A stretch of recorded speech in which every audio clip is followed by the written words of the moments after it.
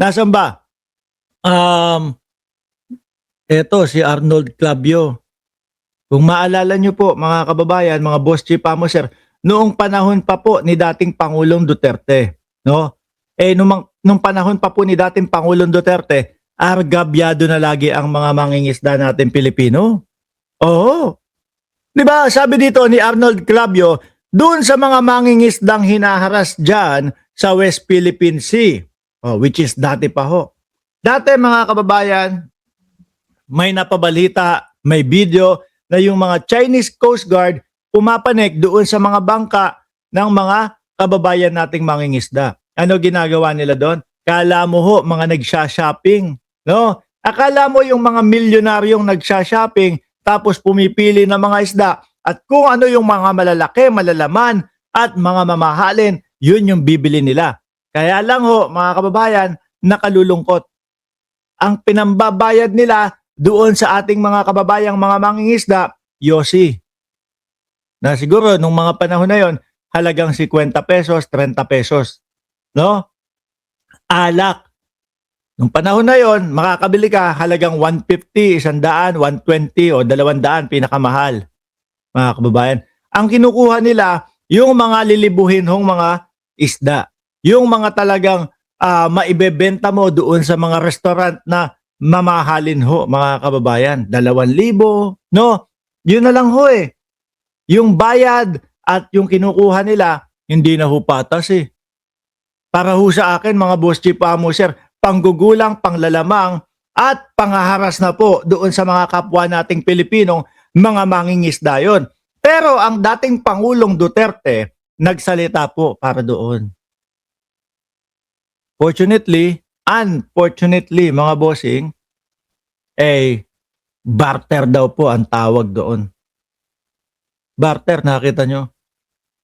Kung ibebenta ng half price ng mga mangingisda yun, sabihin mo ng 2,000 yung isdang nakuha sa kanila. Kung ibebenta ng half price, mga kababayan, 1,000, lamang pa din po eh. Versus dito, sa ginagawa ng mga Chinese Coast Guard sa ating mga kababayan. No? Nakukuhanin, kapalit, 20 pesos, 50 pesos ho, mga bossing. Sabi dito ni Arnold Clavio, tandaan ninyo ang dalawang nagtanggol sa China. Unang-una nga po dyan, sa nasa litrato, mga kababayan, sa likod, wala pong iba, kundi si there is no such as West Philippine Sea, Rodante, Meralcoleta, na may pangako sa inyo, sa atin, na 2,000 pababa ng kuryente ay libre na kapag siya ay nanalo. Na hanggang ngayon ho, mga bossing, wala pa din, hindi pa rin dinidiscuss at wala pa rin tayong naririnig na balita patungkol doon sa kanyang pangako. Madali ho mga mapag-uto kasi yung mga natin, kababayan natin na mga DDS. Sabi, 2,000 pababa na kuryente. No? Pag ako ay nanalo, libre na yan. Ako natutuwa pa din ho, mga kababayan. Bakit? Kasi yung mga kababayan natin, majority pa din po ng kababayan natin, hindi po na nahulog doon sa pangako na yon, no? Madami pa din yung naghahagilap, naghahanap kay Rodante Marcoleta nung 2,000 pababa na kuryente na yon, mga bossing. Pero ang pinakamasakit po sa tenga ng bawat Pilipino, mga kababayan, ay yung marinig natin na there is no such as West Philippine Sea. Na tayong lahat talagang ipinaglalaban na atin ang West Philippine Sea, nakasandal tayo doon sa UNCLOS na ang sinasabi na ang Pilipinas ang may karapatan sa mga isla na yan. Tapos marinig natin kay Rodante Marcoleta, there is no such as West Philippine Sea. In fairness naman po, kumambyo naman po si Meralcoleta. Kambyo niya, hindi naman ibig sabihin yung West Philippine Sea mismo. No? Yung pangalan lang. Pero nung sinabi niya ho yun, mga boss chief sir, ay, kumbaga, nabatikos na siya, nagalit na sa kanya yung mamamayang Pilipino. Anong pinagkakakana mo, there is no such as West Philippine Sea? Kaya lang siya kumambyo. Pero kung hindi nagalit ang mamamayang Pilipino, mga bossing, Malamang walang pagkambyo na gagawin ho yan. Tuloy-tuloy lang ho yan. Kasi simula pa lang ho, nung dating Pangulong Duterte ang nakaupo, nung mga naratibo na kung nakikita nyo, merong mga nakasulat sa taas ng mga footbridge. Ano nakasulat doon? Pilipinas, probinsya ng China. Ako ho ay naniniwala. Testing the water ho, mga kababayan, ng Duterte administration yun. Ako ho ay naniniwala, pakana din ho ng Duterte administration yun, mga bossing. No? O, lagay natin dyan. Pilipinas, probinsya ng China. Tignan natin kung ano ang magiging reaksyon ng mamamayang Pilipino pag nilagay natin dyan. Kapag naging positibo at sinabi nila, oh okay yan, maging probinsya na lang tayo ng China. Total, maano naman sila eh. Maunlad naman, magaganda yung mga building nila, etc. etc. Magpasakop na tayo. Malamang po sa alamang, tuloy-tuloy tayo na magiging nasa ilalim po ng komunistang China. Pero maganda pa din po ang nangyari, mga kababayan, dahil po nag-alab ang puso ng mga tunay na Pilipino na hindi uubra, hindi pwede na tayo ay sumailalim diyan. Kung matatandaan nyo ho, mga bossing, nung panahon ng ating mga ninuno, no? Talagang nakipagsapalaran, talagang laban yung ating mga ninuno para po mailigtas ang ating Pilipinas, ang ating bayan sa mga mananakop po. 'Di ba? Anong masasabi mo, Boss Mark, sa sinabi nila na si Sentry daw ang nagbenta ng West Philippine Sea sa China? Masasabi ko diyon, hindi totoo. Dahil ito, nakikita natin, mga kababayan. No? Nakikita ho natin, mga Boss G. Pamuser, kung sino talaga yung nagpapakatuta at kung sino talaga yung nagpapakaaso at sunod-sunuran sa China, mga bossing. 'Di ba? Sila talaga, mga Boss G. Pamuser, nung panahon pa lang ng dating Pangulong Duterte. Ang yabang na natin noon. Sakto pagkakapanalo ni Duterte at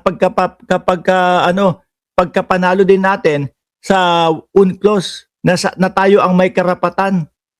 Hindi ipinangalandakan, wala lang tinungangaan. Papel nga lang daw ho, mga bossing. Isa yan sa nakikita natin. At hindi lang ho ako ang makakapagsabi niyan. Karamihan po ng mamamayang Pilipino na si Rodante Marcoleta ay nandoon sa side ng China. Sino pa? Robin Padilla. Isa pa din ho ito. No? Nung makaraan lang ho, mga kababayan, parang ang gustong sabihin at ipakalat ni Robin Padilla ho, mga Boss Chief Amoser, na ang Pilipinas po ang laging bumubuyo at laging galit, no, sa usaping West Philippine Sea at usapin ng versus China, mga kababayan, mga Boss Chief Amoser. Akalain mo yun? Tayo ho sa araw-araw na ginawa ng Diyos na nakatutok po tayo sa nangyayari, West Philippine Sea, political ng ating bansa at kung ano-ano pa. Wala akong nakita na ang Pilipinas ay laging galit. Ang nakita ko ho, mga kababayan, pinakabobo na senator. Sino? Huy. Bigla ka nagko-comment dyan, I love you baby M. Oh. No, ang nakikita ho natin, mga kababayan, tayo ang winawater cannon, tayo ang binobomba, mga Boss Chief Amoser.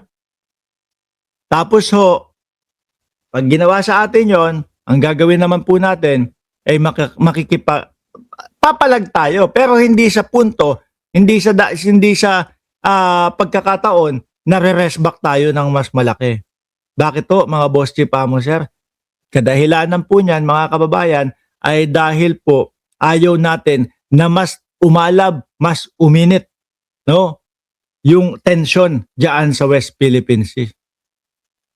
Ang nakakalungkot lang ho, yung kanilang mga naratibo ay parang tayo yung galit, parang tayo yung laging nag-uudyok at parang tayo yung ayaw ng kapayapaan. Sabi ni Efren Escape, no? Boss, parehas lang yan. Kay Cayetano, nangako rin ng 10K ayuda noong pandemic. Si Marco Bete, nangako rin ng 2K below libre kuryente. Boss, sa Roas Boulevard, nagkabit ang China. Welcome to the Philippines, province of... Oh. Lahat po yan, naaalala natin mga kababayan. Liw ba? Lahat po yan, mga boss, chief, amo, sir. At saka yung mga pagtatanggol nila, umaalma yung mga mamamayang Pilipino doon sa ambasador ng China, pagtatanggol nila doon. Parang gusto sabihin laging tama ang China, no? O kaya daw, tandaan itong mga senador na ito, dun sa mga mangingisda, hinaharas dyan sa West Philippine Sea, tandaan ninyo ang dalawang nagtanggol sa China. Ako, tandang-tanda ko yung mga yan. Hindi ko na iboboto yung mga, hindi ko naman binoto talaga yan. Si Robin Padilla, ibinoto ko, pero hindi na makakaulit sa akin yan sa kahit na anong posisyon.